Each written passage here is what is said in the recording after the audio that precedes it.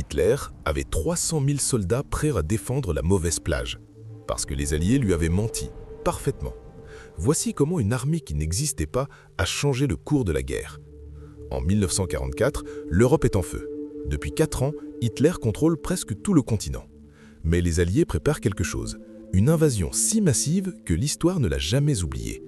Pour réussir, ils doivent d'abord réussir l'impossible, tromper le Führer lui-même. Les généraux allemands savent que l'invasion arrive. Ils ne savent pas quand, ils ne savent pas où exactement, mais ils ont une conviction. Ce sera Calais, l'endroit le plus proche de l'Angleterre, la logique militaire la plus évidente.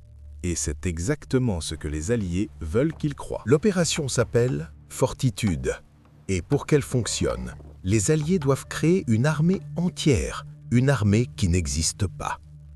Mais pour que ça fonctionne, il fallait que Hitler le croie vraiment.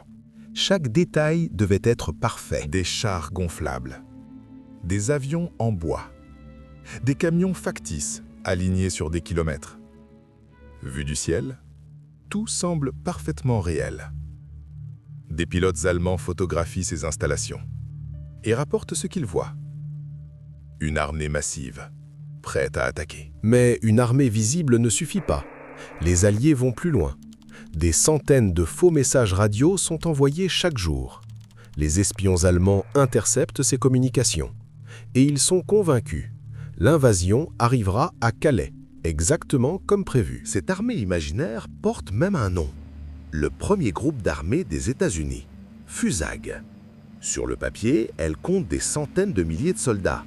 Dans la réalité, elle n'existe que dans les rapports allemands. Les photos aériennes arrivent au quartier général allemand. Les analystes examinent chaque détail. Les chars, les avions, les camps. Pour le commandement allemand, il n'y a aucun doute. L'attaque arrivera ici, à Calais. Les rapports arrivent jusqu'à Hitler. Il étudie les cartes, il écoute ses généraux et il prend une décision. Il garde ses meilleures divisions blindées près de Calais. Cette erreur allait coûter des centaines de milliers de vies allemandes. Mais la véritable invasion se prépare à 300 km de là, dans le plus grand secret. Des dizaines de milliers de soldats s'entraînent. Des milliers de navires se préparent. Et personne, absolument personne, ne doit savoir. Dans la nuit du 5 juin 1944, des milliers de navires quittent l'Angleterre en silence. Les soldats sont tendus, ils savent ce qui les attend, mais ils ne savent pas encore que la tromperie a fonctionné. À l'aube du 6 juin 1944, la plus grande invasion amphibie de l'histoire commence. Des milliers de soldats approchent des plages de Normandie. L'opération est risquée. Les pertes seront lourdes, mais une chose joue en leur faveur. L'ennemi regarde ailleurs. Lorsque les premières nouvelles arrivent au quartier général, la confusion est totale. Une invasion en Normandie?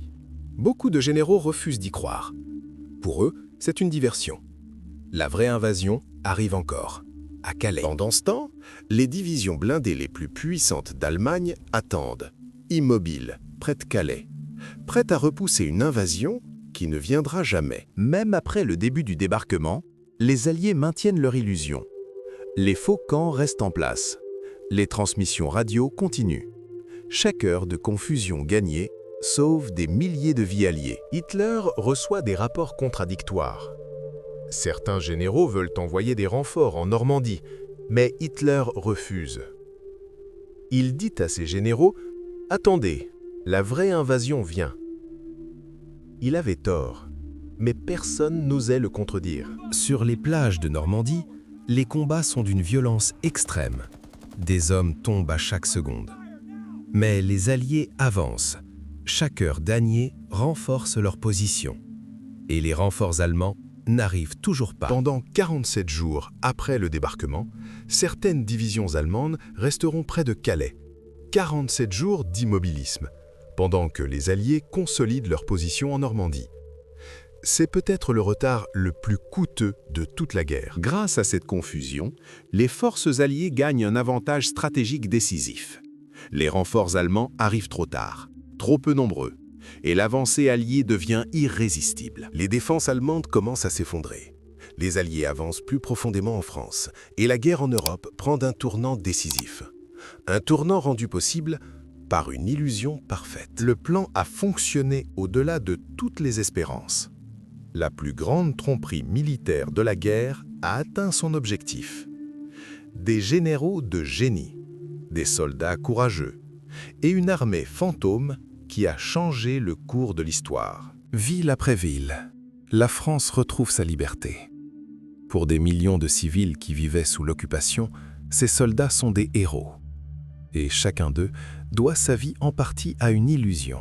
Pendant des décennies, les détails de l'opération Fortitude restent secrets.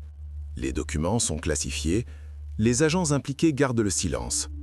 Le monde ne sait pas encore à quel point il a été proche du désastre. Des années plus tard, les archives commencent à s'ouvrir et la vérité émerge peu à peu.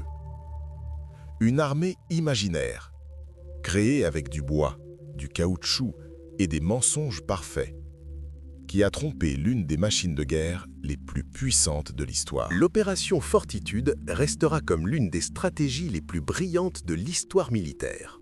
Elle a prouvé quelque chose d'important, que les guerres ne se gagnent pas seulement avec des armes. Parfois, elles se gagnent avec l'intelligence, avec la patience et avec une illusion parfaitement exécutée. Les plages de Normandie sont aujourd'hui silencieuses. Mais elles gardent la mémoire de milliers d'hommes qui ont tout sacrifié.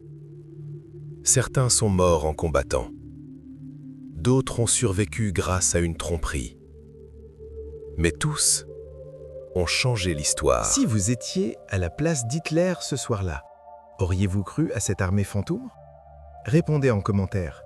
Et si cette histoire vous a surpris, partagez-la avec quelqu'un qui aime l'histoire.